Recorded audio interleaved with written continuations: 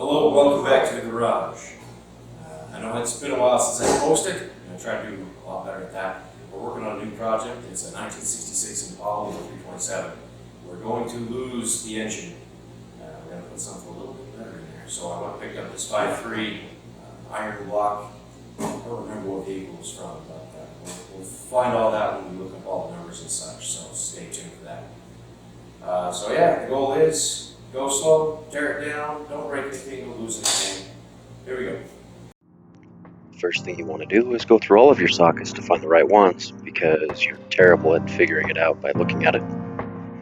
I just went through, took all the bolts that hold the rockers out first.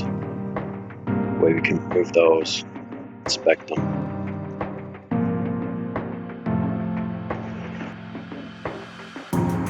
You can diagnose things later if you find something wrong. It's easy to go back and look at where it came from.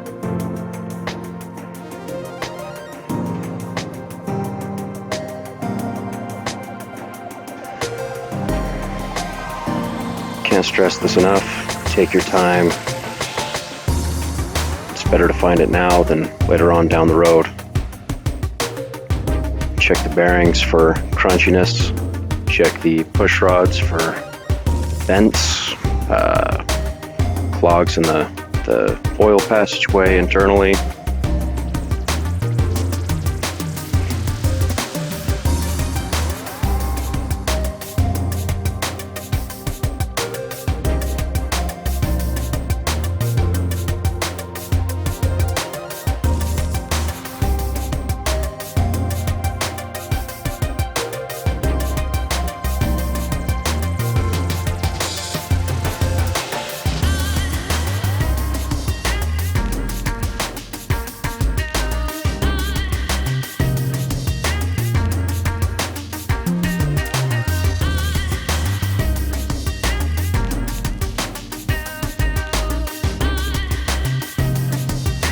To get all the rockers out, you're ready to remove the cylinder heads.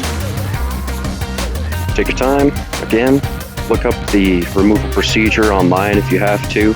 Rule of thumb is star pattern. Loosen 1/4 of a turn all the way around the star, and then another quarter turn all the way around the star. Once it's all loose, you can just pull them all out. With anything that is exposed to high heat and compression, this is something you should really do to prevent warping. It would be a shame to be pulling this off and have one break. Get the heads off. We're on to getting the crankshaft bearing caps off.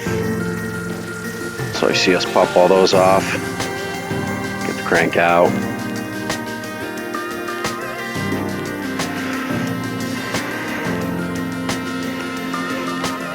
And then we have to use a rubber persuader to get the camshaft out. The bearings came out with it, so you can't get them out with the bearings on. You gotta walk it all off. So did that for a while, but it worked. Got it out eventually.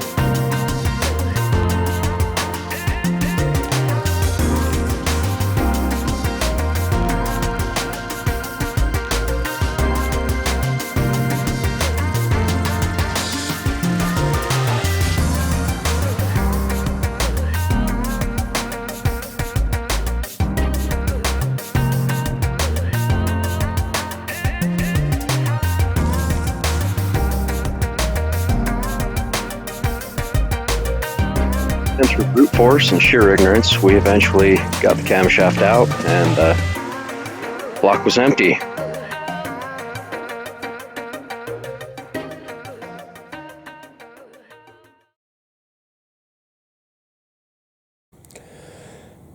So this is going to be real quick. We found some issues with the engine.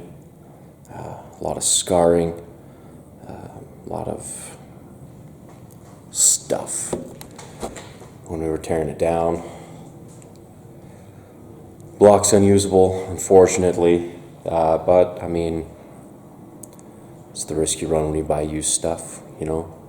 There's a crack in the second bearing, crankshaft bearing cradle on the block. Huge crack, goes all the way through the web. It can be fixed. We do have the technology, but nobody does it because these blocks are $400 for an entire engine. Nobody gives a crap about fixing it. So we're gonna have to eat the cost, which sucks, but you gotta do what you gotta do for your dreams and your toys. It was very depressing, but like a good friend, Mike Terry, went on the hunt for me, and he found another one. It was in Erda, so a couple hours south of here. Yeah, so we went, put down 60. The guy was still pulling it from the truck that he'd purchased. He just wanted the transmission, so he gave us the engine. Well, sold us the engine, I should say. So that was $400 again. So this is what we got now. Get out of the way there. So this one has quite a few more bits to it, which is good because stuff I didn't have before. I'm just really bummed about having to spend $400 for a couple of stock heads, basically. The crank is scarred on every journal. The the connecting rods on the pistons don't look too bad. They're all right. The crankshaft took all the damage.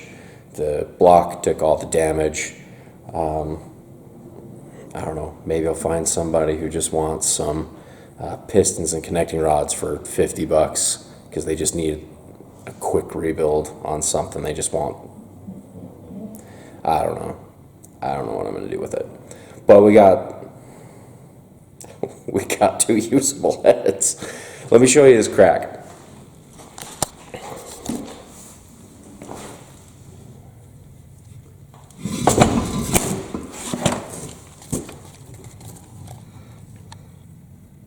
Look at that. Ooh. Yeah. Pretty substantial. So, yeah, we got this one. That's episode 2. Bye.